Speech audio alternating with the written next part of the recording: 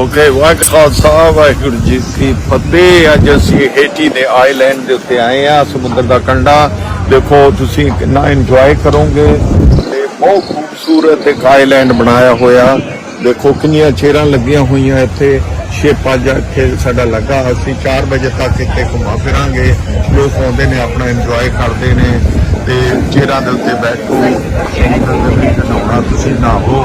ਇੱਕ ਰੈਸਟੋਰੈਂਟ ਆ, ਰੈਸਟੋਰੈਂਟ ਦੇ ਵਿੱਚ ਤੁਸੀਂ ਖਾਣਾ ਪੀਣਾ ਜੋ ਵੀ ਖਾ ਸਕਦੇ ਹੋ। ਤੇ ਇੱਥੇ ਉਹ ਬੰਦੇ ਆ ਕੇ ਆਪਣਾ ਇੰਜੋਏ ਕਰਦੇ ਨੇ। ਕਿੰਨਾ ਖੂਬਸੂਰਤ ਮਤਲਬ ਬਣਿਆ ਹੋਇਆ ਹੈਗਾ ਹੇਟੀ ਦੇ ਵਿੱਚ, ਬਹੁਤ ਖੂਬਸੂਰਤ ਆ। ਓਕੇ, ਕੋਈ ਅਮਰੀਕਨਾਂ ਨੇ ਆਪਣੇ ਆਈਲੈਂਡ ਬਣਾਏ ਹੋਏ ਨੇ ਇੱਥੇ।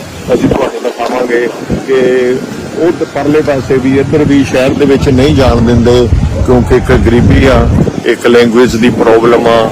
ਤੇ